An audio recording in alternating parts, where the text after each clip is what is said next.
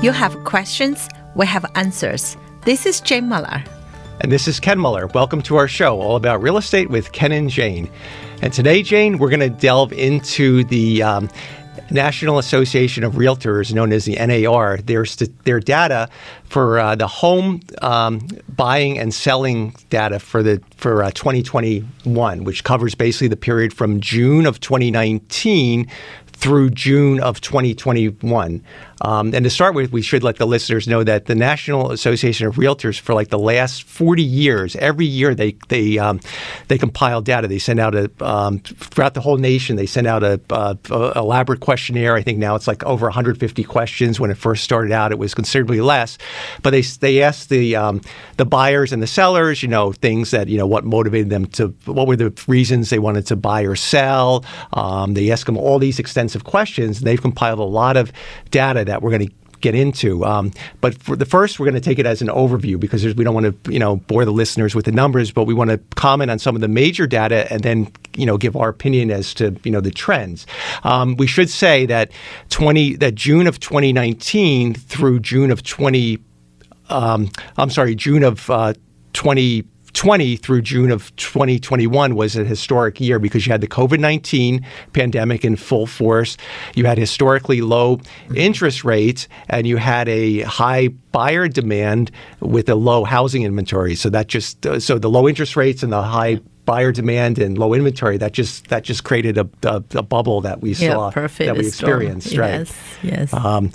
So with that said, one of the initial observations was that from the NAR data was that the pandemic really changed the buyers' perspectives. Typically in the past, buyers moved historically because they wanted to be closer to their work for convenience factors. The data that we saw from last year, based on the NAR, which again covers the whole nation, was that the top reason that buyers relocated, was they wanted to be closer to family and friends. I think that's probably significant. Reason is due to the COVID-19 impact. I have to say, Ken, as a real estate professional, we take a very, very strong, interest in the National Realtor Association report. Every year, we definitely read it in depth and see how, as a realtor professional, how we can service our community better and improve our service. And first of all, how can you improve the service if we don't understand what our clients' needs are, and the needs are changing from time to time? I totally agree with you. And this report is definitely, it's national, based on the national data, but it's definitely reflect on New Jersey market as well, based on our experience between 2020 to 2021, the full year, June to June. And not only the buyer, the seller and the buyer, most the reason is to be close with the family. I think when the pandemic happened, when the,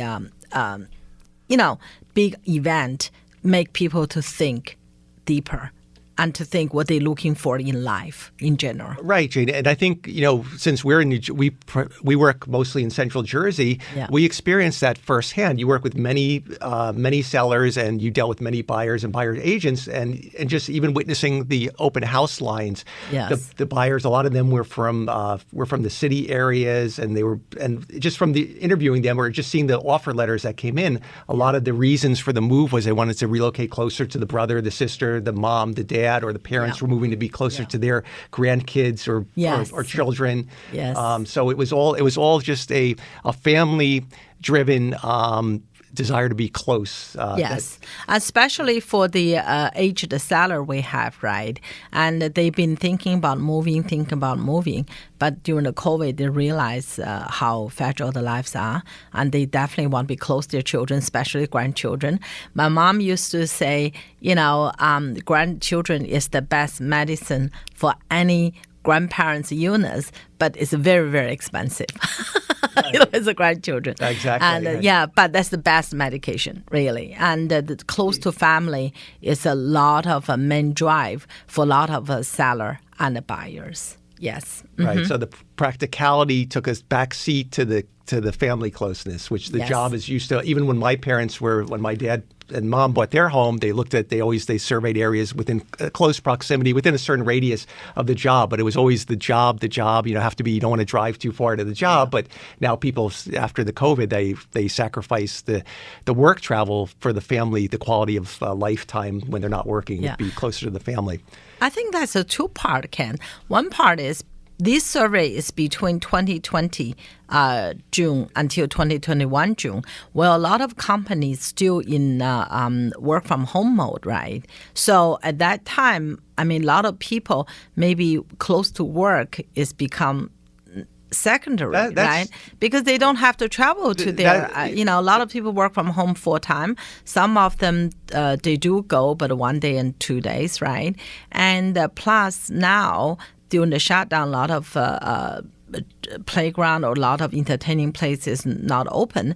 So obviously the family were looking for, instead of have a high-rise apartment in the Hoboken and the restaurant, you can go down and enjoy all the amenities, right? They chose to buy a single family with nice yard, especially and with the swimming pool. Yes, right. High demand. So that's a very good point you raised, which is a good way to interpret the data.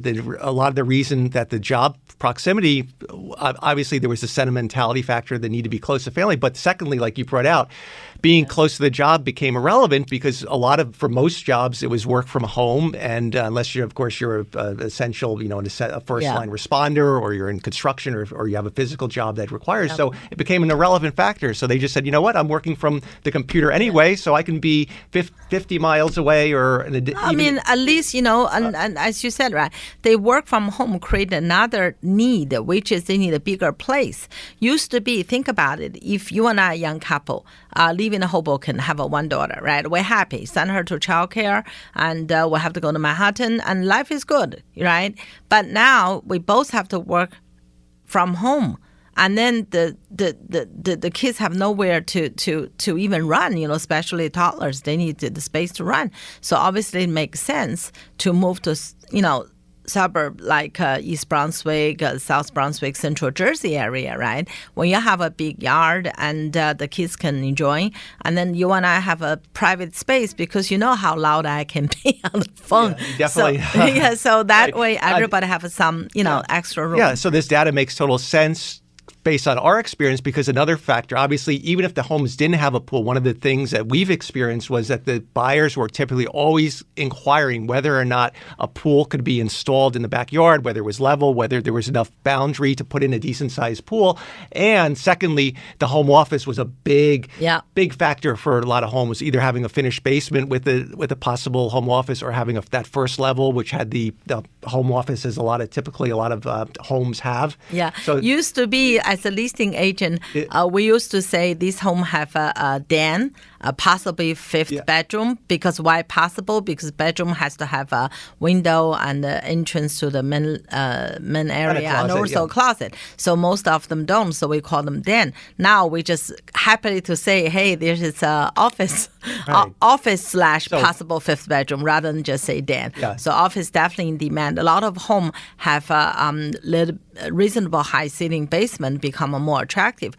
Ken, regardless people want a pool or not, still some people don't want a pool. Either like me, they don't swim, or they worry about the kids, too young, the safety, or they just don't, enjoy it. Everybody's different. But still, everybody want a nice, peaceful yard, because during the pandemic, especially last 2-3 years, I have to say, sit in the backyard, in the green, it's really good for your soul. It's really calm you down, from the craziness. Yeah. Yes. Yeah, absolutely. So here's another interesting data. This is comparing it to back in 1981, basically 40 years ago, compared to 2021. The down payment amount back in 1981, 40 years ago, the typical down payment based on the data they did back then was 20%. In 2021, again, for the period from June of 2020 through June of 2021, the average down payment dropped from 20% down to 13%. And to me, this makes total sense because the interest rates were extraordinarily low. So people wanted to take advantage. They figured, you know what, let's put down less money. Let's take advantage of the low interest rates and free up the money for other purposes. For your swimming pool, Ken. Yeah, exactly. For the home improvement. Right. Yeah.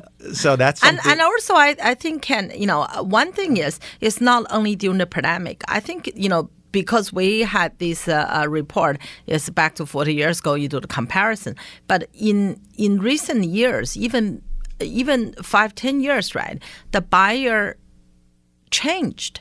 They no longer like the traditional, like conservative, like our parents or us. They don't want to pay 20%. First of all, you pay 20%. The only benefit is you save the PMI, right? The insurance, right? You have to pay a little bit more each month.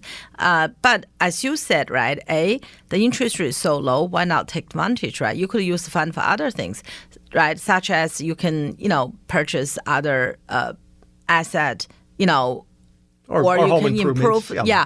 And a lot of time that happens. So I always explain to older age seller. They said, "Oh, these people only give me 10%. I don't want it." And during the pandemic, right, especially I always ask for the buyer to provide the bank statement. Sometimes the house not appraised certain value.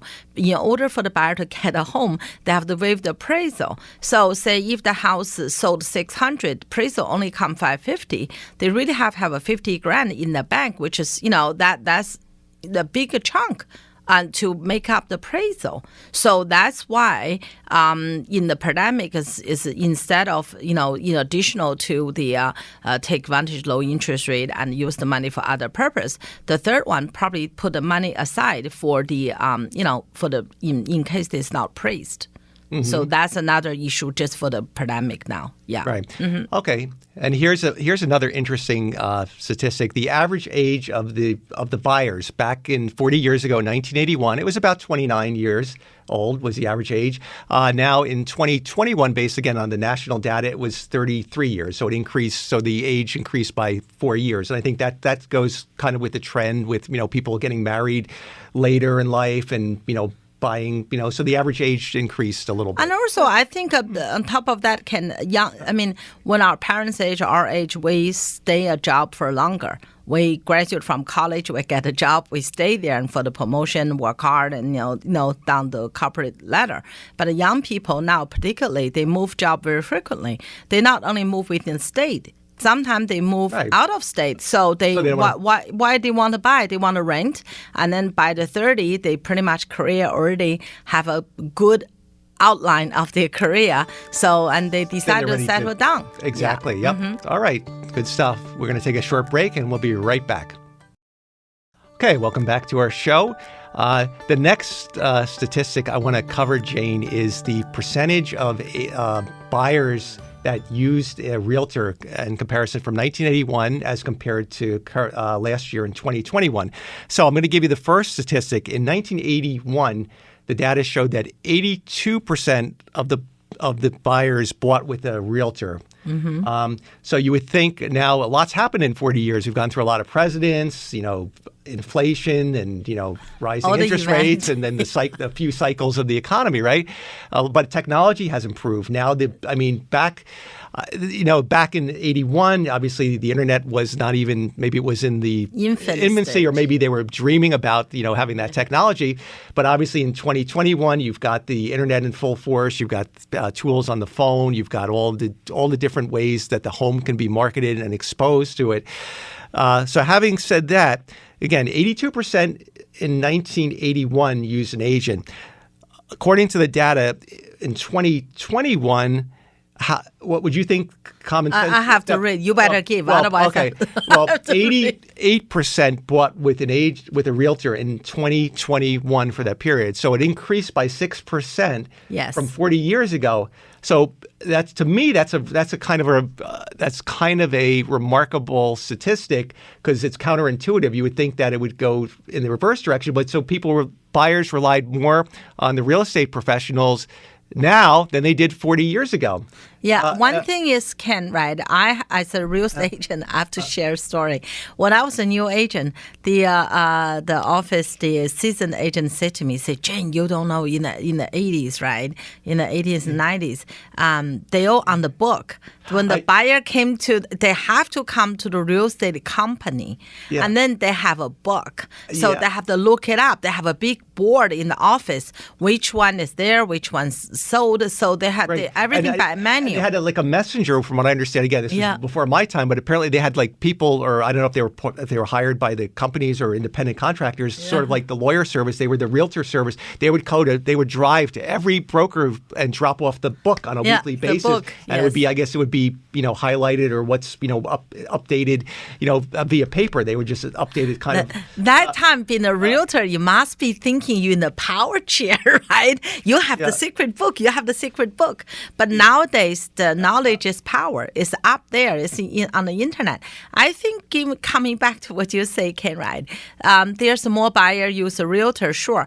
But today's buyer is very different from 40 years ago. First of all, in my opinion, the buyer has the most updated information. Because once online, when the agent put your listing in multiple listing in a minute, so went on live. So the buyer sometimes see it even before the agent see it. Because your agent, maybe you're driving, you're in a meeting, like now our phone's shut, right? So they get it. We had a one house, right? We put on the market, but unfortunately the professional photographer, the photo came back a little late, much later than we expected. So we put on the market, but we just had the open house on the same day. So the seller was very, very concerned. So Jane, we didn't get a photo back on Friday night, only got the Saturday morning, and the Saturday 1 o'clock have open house. So we didn't have a chance put a listing in until about 11. So it's just 3 hours before open house. The seller very concerned, say, Jane, you're going to waste your time. Nobody would come. I said to her, don't worry, we're going to be there. If they don't come today, they come tomorrow. So I just still want to, we already planned, let's go ahead. And the listing went in within 6 minutes. I get a call. From the client themselves. I always ask them, are you working with the agent? Yes. I said, well, this is how these, please contact your agent. But by the way, we'll have an open house. And they said, yeah, we saw it. So I said, okay. We still had, even though just very short period of time, we still had about 8 to 10 family came that Saturday open house, which is amazing. Right. That's the power of the internet through the different companies, venues, hundreds Zillow, of different. Realtor.com, and all. Remax has so many, a few hundred websites that we have that the home gets advertised to. Yes. So your venue is so much more powerful. Yet the tool, the open house tool, some things stand the test of time. The open house tool itself, the hosting of the open house, and the physicality of it is still there. Relevant. Yes, definitely. As we covered in a prior show, that it's because real estate is still a people business, right? Yes, absolutely. Just coming back on what you said, right? I mean, the rely on the realtor. They do buyer today compared with before. They know how much inventory. They know the inventory very well. Right, because used to be in the book, now it's out in open. Secondly, the buyer like to do a lot of research themselves, and they already know, the house, the history. They already search a lot. They also search the internet. The schools. I mean, even though as a real estate professional, you have to know your schools inside out. But the buyers come in very educated on the schools. Yeah. They have a lot of school reports because they get the school reports from the online. Just googling it, they can pull that up. And the reviews, feedbacks in the neighborhood, they have that already. Also, the public transportation. A lot of times, it's important to know that, but they can pull a lot of that data from the public resources as well. Yeah. Yet they still, are relying on the agent's expertise, which shows that real estate is a complicated issue, and you have to have they truly trust the real estate professional to guide them and advise them, based on their professional opinion as to the price and strategy for getting their dream home. Mm-hmm. Once again, I think the number in New Jersey probably higher because once again rely on the realtor. Another reason I'm to think of, this report is nationally. Every state may have a different law. In New Jersey, the seller give a agent authority to do dual agent. So dual agent not means I represent seller personally, I represent the buyer as well. Yes, I can. But also mean the whole company. For example, RE/MAX, we have over 100 agents, right? So RE/MAX First Realty, First right? Realty, yeah. I mean, we have 1,000 agents right. RE/MAX in total. But what you're saying is a good point, Jane, because in certain states, again, from the real estate education training we've had, certain states don't allow dual agency, which means that the same brokerage firm cannot represent the seller and the buyer. But in New Jersey, dual agency is allowed. In other words, the broker, RE/MAX First Realty, could have an agent represent the seller, and likewise could have another agent represent the buyer. That constitutes a dual agency if the same brokerage firm is involved in the transaction. Yeah, my train of thought was if you are in the state, the seller only allowed to represent seller. If the buyer came themselves, they could somehow maybe represent themselves. Maybe that's why, even though the percentage is higher in New Jersey, I think the percentage even much higher. Because if the listing represented by a real estate agent, very rare. I mean, I don't see much in my experience, the buyer not represented by any agent. Even they come to your open house, it will be represented by, either the agent or whoever helped them, right? How they didn't get access to the house? The agent have to show them the house. Well, or unless they come at an open house, then they come off the street. And then, but I don't think, have you ever had that situation occur in your whole career where a buyer that came to an open house said they want to represent themselves? I had one situation that was before COVID. It was a long time ago. What happened was the seller asked me to represent them selling the house. So put on the market, we had quite a few bid, but just in the meantime, the neighbor called owner directly. They know each other. And they said, hey, my relative want to buy this house. So a relative doesn't have an agent. So at that time, I didn't feel comfortable to sort of like represented both party per se, right? They don't have agent. So what we did was, but I don't know, maybe still feel as an agent because I was their transactional broker. Right, and that's something that on the New Jersey forms, the realtor forms, they actually have a provision for a transactional broker and the commission that the agreement that the seller would give. A lot of time is not only on commission side, Ken, it's on your duty to your client, right? If you represent them, there's a one page of duty we must perform. But if you're a transactional broker, the duty is much minimum. Right. I think basically in a transactional broker, again, if that's a duty that the seller allows, they have the option of entertaining that or not allowing. But the transactional broker's duty really is only to bring the parties together to the transaction, and then it's basically they're not involved in any of the details and the negotiations of once the contract is signed, they just have a hands-off approach and don't get involved in the home inspection, the mortgage, or following up or doing anything of all the details involved in seeing it from start to finish. Yeah, but if that transactional broker still represented by the agent, I think in New Jersey, I think the buyer represented by the agent should be almost 100%, right? Any leasing, unless you buy for sale by owner, take a part of it or other means, right? I mean, even you buy the new construction from the builder, they have agents sit there to help you. So builder have that. So that's a good question how the number derived, but based on reading this report, I think in New Jersey, our buyers represented by the real estate agent should be almost 100%. So much, much higher. Right. Yeah. If the listing is represented by the real estate agent, licensed real estate agent, generally speaking, the buyer most likely would be represented by a real estate agent. Right. Yeah. And another interesting statistic, which is, I guess, comforting for the realtors, the real estate professionals out there, is that according to this national survey, 90% of the buyers said they would recommend their real estate agent to others, meaning that they were happy with their service, which is good, 9 out of 10. So that's a pretty good review on a national basis that bodes well for the realtors. And again, we can cover this, but being a realtor is obviously getting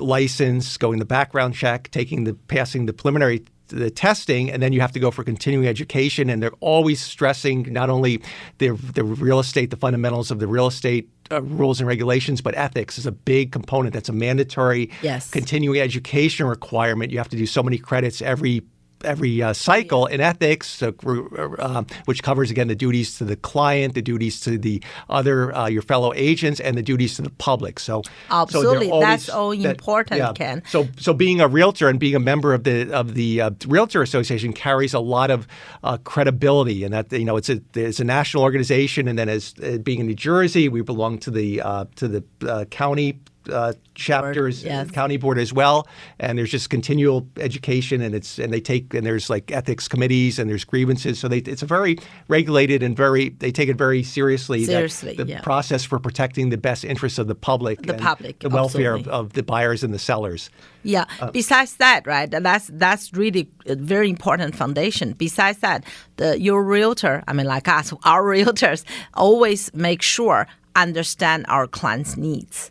And use your knowledge and negotiation expertise to help our client to reach their goal. Sometimes that's our job, right? The buyer, they may not know, even though they think they know what they want, but it's up to the agent to find out what really their real needs are and satisfy that need beautifully. Yep. Okay. Well said, Jane. Next show, we're out of time, but next show we're going to continue delving more into the statistics of the NAR. All right, till then, have a good one. We'll see you next week. Thank you.